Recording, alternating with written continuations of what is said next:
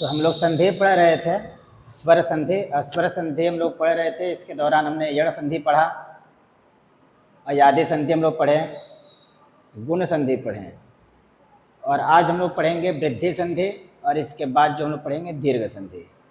इसके बाद आपका स्वर संधि जो है समाप्त हो जाएगा। ठीक है, तो आइए आज हमको पढ़ना है वृद्धि संधि। आज क्या पढ़ना है? वृद्धि संधि। ये एग्जाम में पूछा जाता है वृद्धि संधि। वृद्धि संधि, देखिए ये क्या वीडियो रिकॉर्ड हो रहा है ना ठीक से? यहाँ पर ये पूरा दिखाई दे रहा है? ये दिखाई दे रहा है? ठीक है, तो हम लोग पढ़ा रहे हैं वृद्धि संधि। अब वृद्धि संधि करने वाले हमारे दो सूत्र हैं मुख्य रूप से, उनको हमको यहाँ पर क्या करना है, देखना है। देखिए जो पहला जो हमारा सूत्र है, पहला सूत्र है वृद्धि रादैच। कौन सा सूत्र है? वृद्धि रादैच। इस सूत्र का अर्थ है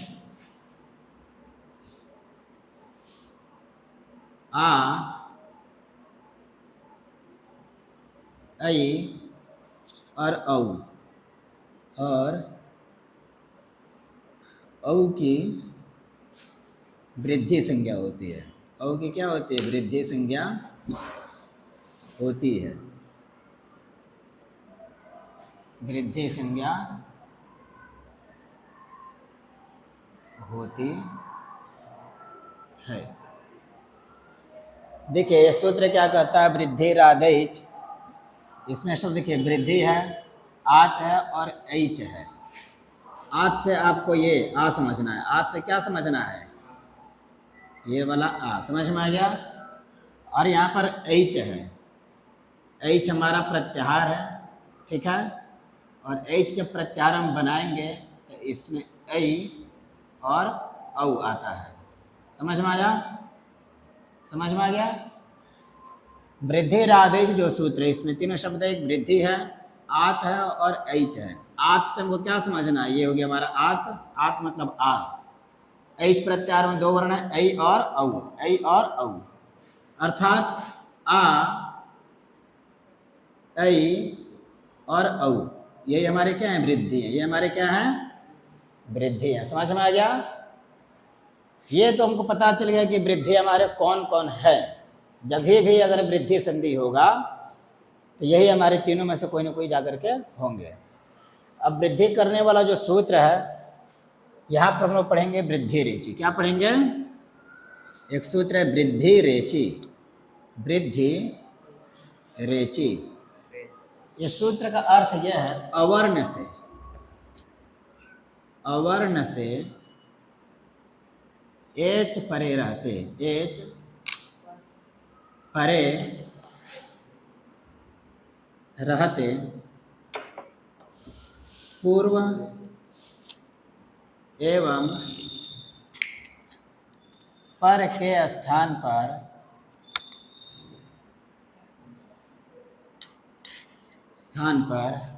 वृद्धि एक आदेश होता है। क्या होता है? वृद्धि एकादेश होता है। इसको हम लोग उदाहरण से समझेंगे। इस सूत्र का अर्थ जो है, हमने एक प्रयोग लिया। प्रयोग हमारा है ये कृष्णैकत्वम। प्रयोग क्या है? कृष्णैकत्वम। इसका संधि विच्छेद हुआ। यह पहला हमारा प्रयोग है। इसका संधि विच्छेद हमने किया कृष्ण प्लस एकत्वम, एकत्वम। ये संधि विच्छेद होते ही हमारा सूत्र कौन सा लग गया? वृद्धि रेचि। कौन सा सूत्र लग गया? वृद्धि रेचि। यह सूत्र कहता अवर्ण से एच परे रहते। अवर्ण अर्थात अ या फिर आ, ठीक है। अवर्ण में ह्रस्व अ भी आता है, आ भी आ जाएगा, ठीक है। न में हमारे क्या? अ है, तो ये हो गया अवर्ण से क्या परे होना चाहिए? परे का मतलब होता है बाद। मैंने बताया था ना, परे का अर्थ बाद। तो अ के बाद क्या होना चाहिए? एच प्रत्याहार होना चाहिए। कौन सा प्रत्याहार होना चाहिए? एच प्रत्याहार होना चाहिए। एच प्रत्याहार हमारे 4 वर्ण हैं, ए, ओ, आई और औ। ठीक है, इन चारों होने चाहिए हमारे। तो यहाँ पर देखिए अवर्ण से हमारा एच प्रत्याहार ए है ना, ए आता है हमारा एच प्रत्याहार में, तो हमारा मिल गया। अवर्ण से अगर एच अगर बाद में अगर होगा तो क्या हो जाएगा? पूर्व मतलब पहले और पर मतलब बाद, इन दोनों के स्थान पर क्या हो जाएगा? वृद्धि एकादेश होगा। क्या होगा? वृद्धि एकादेश। मैंने वृद्धि संधि हम लोग पढ़ रहे हैं, और एकादेश क्या होता है? जहाँ दो के स्थान पर कोई एक व्यक्ति आए वहां पर क्या हो जाए? एकादेश हो जाएगा। तो देखो अ और ए इन दोनों के स्थान पर हमारा वृद्धि होगा। क्या होगा? वृद्धि होगा। तो दोनों के स्थान पर कोई एक आएगा ना, तो हम यहाँ पर क्या करेंगे? उच्चारण स्थान मिलाएंगे। क्या करेंगे? उच्चारण स्थान मिलाएंगे। हमारे वृद्धि यही ना 4 हैं, आ, ऐ और औ। 3 यहाँ पर हमारे वृद्धि हैं। वृद्धि कितने हैं? 3। अ का उच्चारण स्थान क्या है? कंठ है। ए का क्या है? ए दई तो हो, कंठ तालु है। ठीक, अब हम देखेंगे इन तीनों में से किसका कंठ और तालु है। तो अ का तो क्या कहते हैं? सिर्फ और सिर्फ कंठ हुआ। ऐ का जो है कंठ और तालु दोनों है। ठीक, इन दोनों का स्थान पर क्या हो जाएगा? इन दोनों का स्थान पर हमने क्या कर दिया? ऐ कर दिया। क्या कर दिया? ऐ। तो देखो यहाँ पर हो गया कृष्ण। क्या हो गया? कृष्ण। ऐ हो गया, यहाँ कत्वम हो गया। समझ में आ गया इतना? अब इसको क्या करना? मिला देना है। जब मिलाएंगे देखो कृष्ण, ऐ का मात्रा ऐसे होता है, ऐ हो गया कत्वम। ये क्या हो गया? कत्वम। कृष्ण कत्वम। क्या बन गया? कृष्ण कत्वम। यहाँ कोई दिक्कत?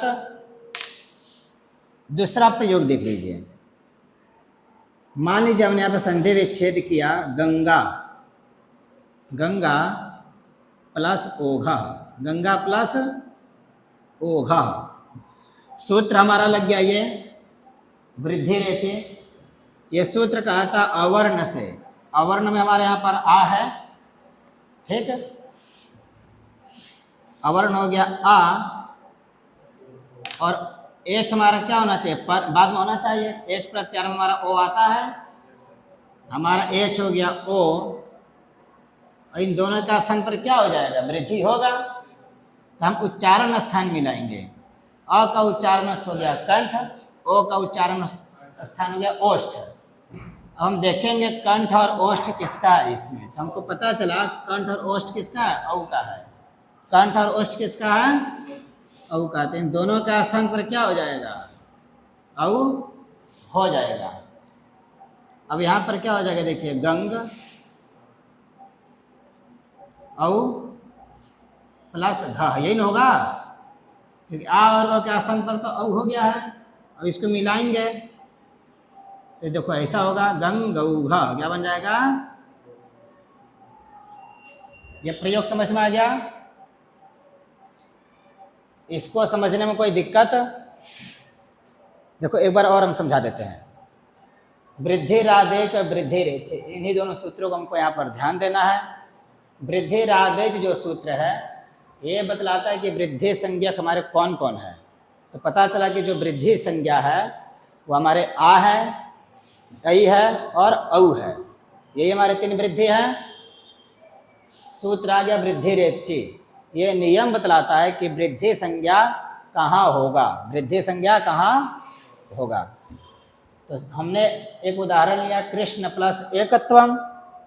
सूत्र हमारे वृद्धि रेची यहाँ पर आ जाता है। उसने कहा कि अवर्ण से अगर अ के बाद अगर एच प्रत्याहार होगा तो क्या हो जाएगा? वृद्धि हो जाएगा।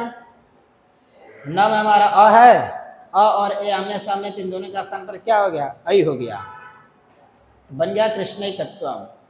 यहाँ पर क्या देखिए, अवर्ण में हमारा आ है और ओ है, इन दोनों का स्थान पर क्या हो गया? औ हो गया। तो हमारा क्या बन गया? गंगौघा बन गया। और सिंपल सा एक इसका नियम है, आपको ये हमेशा ध्यान में रखना है। नियम इसका यही है कि अगर अ हो या फिर आ हो, ठीक है, अगर इसके सामने अगर ए है, इन दोनों का स्थान पर क्या होगा? ऐ होगा। क्या हो जाएगा? ऐ। कोई दिक्कत?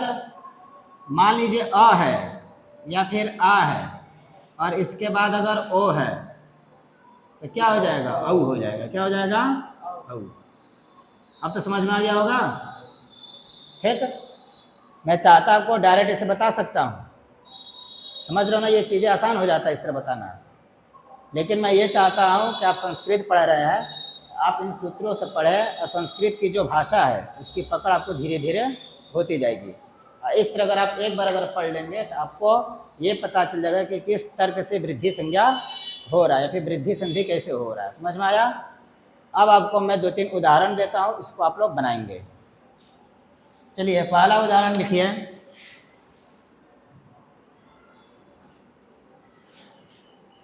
एक प्लस एक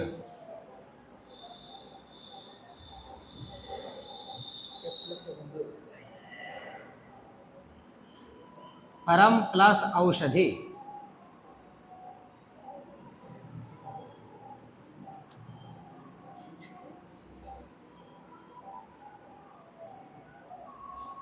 देव प्लस